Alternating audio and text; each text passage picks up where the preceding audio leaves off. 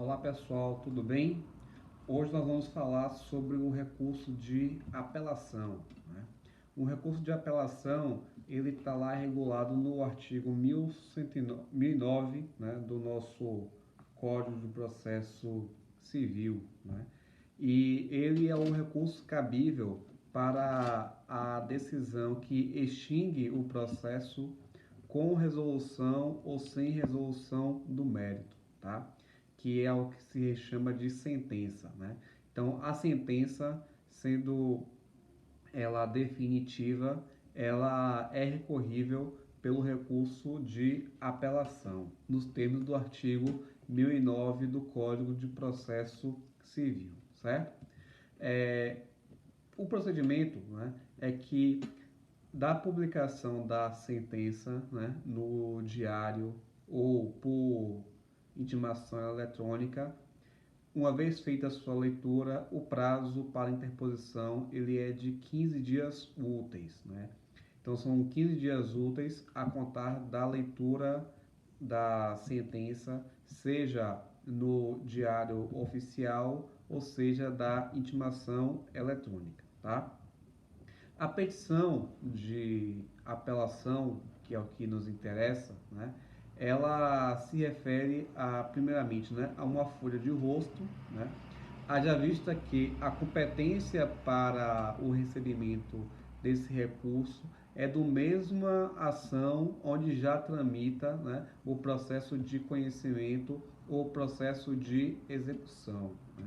Então, se você está tendo uma ação, por exemplo, né, uma ação de cobrança de aluguel, ou então, né, uma ação com pedido de obrigação de fazer, teve sentença neste processo, né, você quer recorrer, então a sua petição de apelação ela vai ser dirigida ao mesmo juízo que está analisando a sua ação quanto a cobrança ou da obrigação de fazer, tá? O que a gente precisa colocar de elementos essenciais, né? Vocês já aprenderam lá em processo civil, né, que nós temos os requisitos intrínsecos e os requisitos extrínsecos dos recursos, né? Então isso faz parte lá da teoria geral dos recursos, tá? Do ponto de vista prático, que é o que nos interessa aqui, é importante que atendemos a dois requisitos quanto à sua admissibilidade, tá? Primeiramente, se refere quanto à tempestividade, né? Então, como já expliquei para vocês, né? A petição precisa ser apresentada ao juízo a cor, né? Que é lá na vara civil, né? No prazo de até 15 dias úteis a contar da leitura da intimação da sentença, seja ela feita por meio do diário oficial ou seja por meio eletrônico, tá? Então, como é que você vai fazer? Você coloca o cabeçalho, né, que é da vara, onde já tramita o processo, tá? Depois você coloca o número do processo. Depois você vai começar a pessoa, quem é o apelante, né? Então, se você fala que o apelante é o autor, então você bota lá, né? Fulano de tal, não precisa qualificar, porque já foi qualificado nos autos, né? Vem por intermédio deste, né? Nação tal, né, que envolve em face de tal, né, apresentar recurso de apelação nos termos do artigo 1009, né, sempre acompanhado do seu advogado, né, não esqueça de colocar isso, e aí pronto, tá? Depois que você fez esse cabeçalho, que você colocou no número do processo e que você disse quem é que está recorrendo, né, indicando ainda quem é a figura do recorrido, né, e pedindo ao juiz o processamento, né, desse recurso de apelação com base no artigo 1009 do CPC. Na primeira página ainda você vai colocar, né, os requisitos quanto à admissibilidade que se refere quanto à tempestividade, né, que eu já falei. Então você cria aqui um tópicozinho, né? O recorrente foi intimado da sentença em tal data, né? Então, começando a contar o prazo recursal no dia seguinte desta tal data, né, qual seja a data qual, nós temos que o recurso ele é cabível até o dia tal, né, que se refere a esse dia tal a 15 dias úteis a contar da data seguinte da intimação da sentença que ele recebeu, certo? Então, primeiramente você tem aqui o tópico quanto à tempestividade.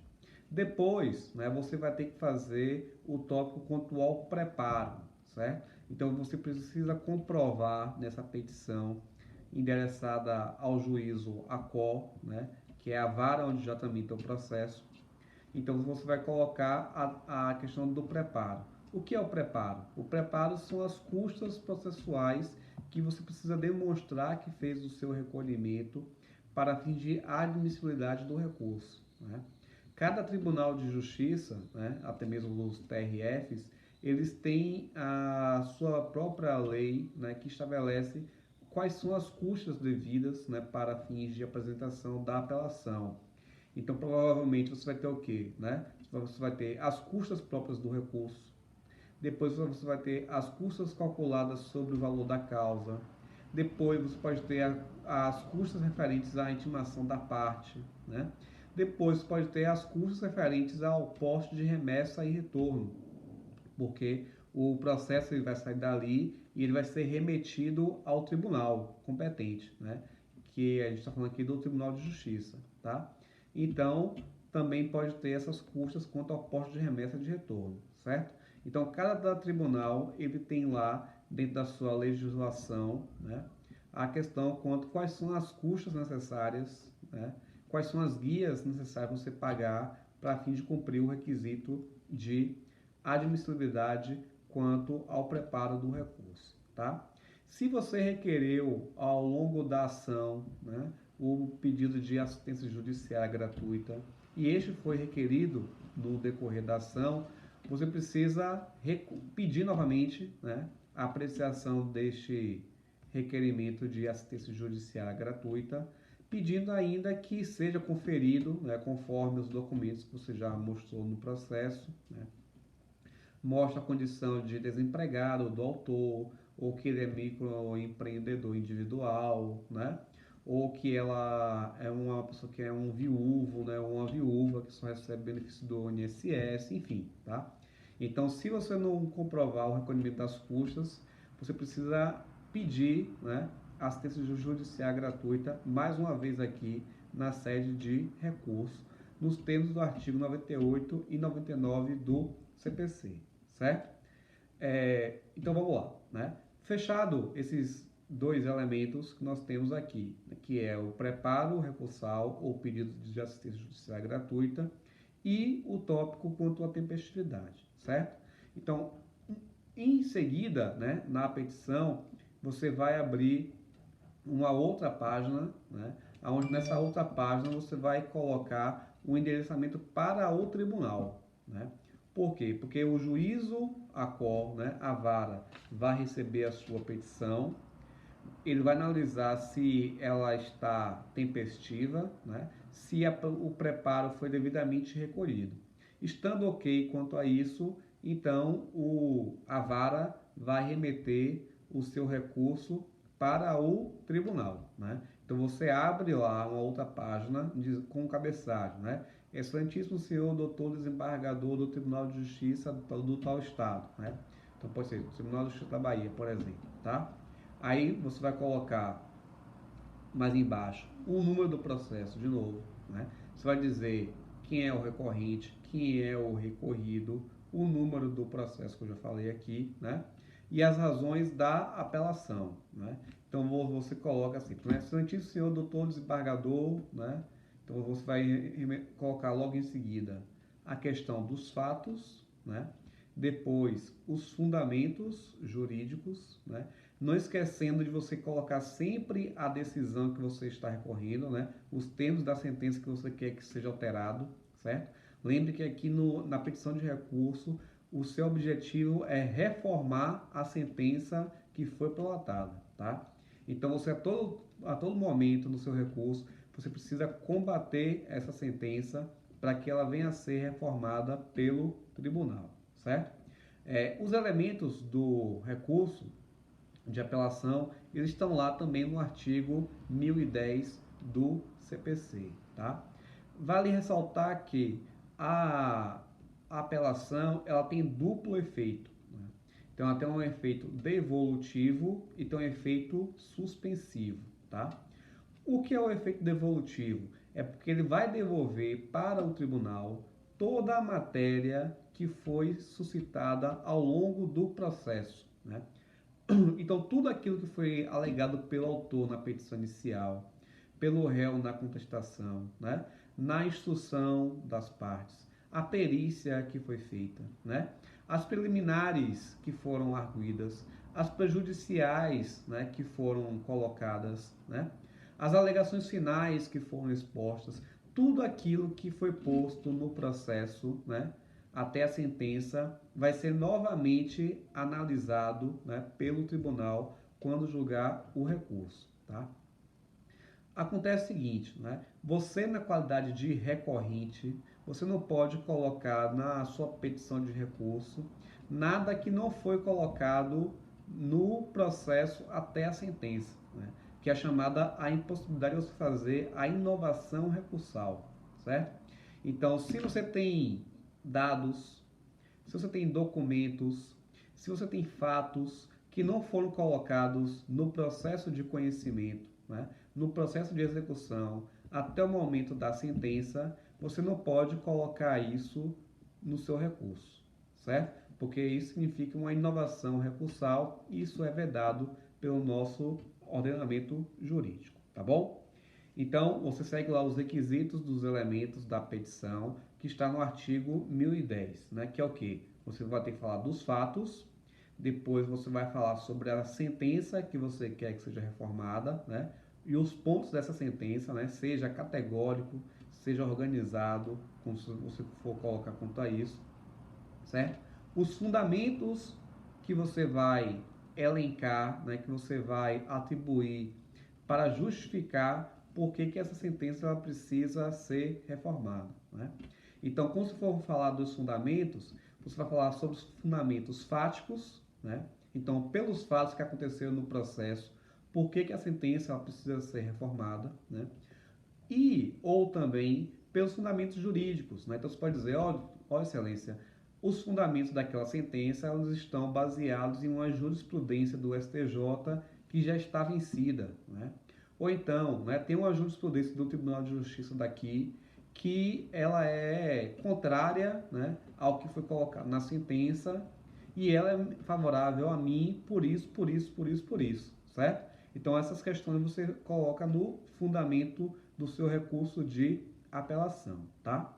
Depois nós vamos para a fase dos pedidos, né? Nos pedidos, você precisa pedir, né, que o recurso ele seja conhecido, né? O que é conhecer do recurso? É que ele seja apreciado, né? É que ele seja analisado. Então você pede que o recurso seja conhecido e provido. Quando você fala de provimento do recurso, você está pedindo que ele seja dado a sua procedência, tá? Mas na fase recursal você não chama de procedência, você chama de provimento. Então você pede que o recurso ele seja conhecido e seja provido, né? Para quê? Para reformar a sentença nos termos que você está requerendo, né? Então, é que seja determinada a obrigação de fazer em tal sentido, né? Que seja condenada a parte recorrida para pagar indenização em tal valor por danos materiais, danos morais, lucro cessante, etc., né? Que seja determinada a obrigação de não fazer em sentido outro, enfim. Então, você precisa especificar, né, o provimento deste recurso, né? Então, você pede que ele seja conhecido, provido para que seja determinado isso, aquilo, aquilo outro e aquilo acolá, né? Todos os pedidos quanto à alteração da reforma da sentença no seu recurso, tá? Além disso, você também tem que pedir, né, a condenação do recorrido, né, em honorários sucumbenciais, nos termos do artigo 85 do CPC, né, já que em cada fase que a parte contrária ela for sucumbente, ela precisa pagar custas e honorários sucumbenciais, tá? Então você vai ter que pedir lá condenação do recorrido em custas e honorários advocatícios em 20% sobre o valor da causa, ou sobre o valor da condenação, ou sobre o valor do proveito econômico, enfim, tá? E você vai pedir também, no caso, que o recorrido ele seja intimado para apresentar as contrarrazões do recurso, né? Porque só depois, inclusive, que ele apresentar as contrarrazões, né? Ou seja, a sua resposta ao recurso, é que o recurso em si ele vai ser levado para o tribunal para fim de julgamento. Tá claro então? Certo? Vale ressaltar que se aquela ação que você vai recorrer, né, da decisão, da sentença na ação, ela estiver sob o rito de juizado especial cível, que é regulado pela Lei 9.099 de 95, né? Então, da sentença do juiz, né, que julgou o processo, né, sob o rito da Lei 9.099 de 95, o recurso cabível ele não é de apelação nos termos do artigo 1009 do CPC, né? Mas sim a partir do artigo 41, né, da Lei 9.099 de 95, certo? Via de regra, a formatação da petição de recurso, né, ela é igual ao que você tem na apelação, certo? Então você tem que criar tópico de tempestividade, a questão do preparo, assistência judicial gratuita, a questão quanto aos fatos, os fundamentos, a questão também dos pedidos. A única diferença, né, é que, sendo a sentença de juizado especial, né, se na apelação você fez um endereçamento, né, naquela parte que você manda para o Tribunal de Justiça, aqui na petição de recurso você vai destinar para a turma recursal, né? Por quê? Porque é o órgão que julga os recursos dos juizados especiais, não é o Tribunal de Justiça, né? São as turmas recursais cíveis, certo? Então você tem essa questão aqui quanto ao direcionamento, tá? A outra questão importante também, né, é que o prazo do recurso inominado, né, ou simplesmente recurso, da sentença que julgou a ação lá pelos juizados especiais, o prazo dele é de 10 dias úteis, tá? E não de 15 dias que você tem lá na apelação, certo? Então a diferença aqui são duas, né? É que nos juizados especiais da sentença cabe recurso, né? E esse recurso ele não tem nome, tá bom? Outra coisa, né? Ele é regulado pelo artigo 41 da Lei 9.099 de 95, ok? Outra questão, o seu prazo ele não é de 15 dias úteis, como lá na apelação do CPC, ele é de 10 dias úteis, artigo 41 da Lei 9.099, tá? E o último elemento é que ele é direcionado, né, depois, né, não ao Tribunal de Justiça, como você tem lá na apelação, mas as turmas recursais cíveis, tá? Então você faz a mesma questão, você faz uma folha de rosto direcionado à vara, né, onde já tramita aquela ação do juizado, ao você bota, né, vara, número do processo, nome das partes, a questão do recurso, depois o tópico de tempestividade e do preparo ou assistência judicial gratuita. E aí na outra página, ao invés de você colocar lá direcionado ao Tribunal de Justiça, né, ao desembargador, você vai colocar direcionado às turmas recursais cíveis, né, do Tribunal de Justiça. Porque é esse o órgão, né, a turma recursal cível, que julga o recurso da sentença proferida em ação em sede de juizados especiais. Tá claro? Então, um abraço, qualquer dúvida é só chamar.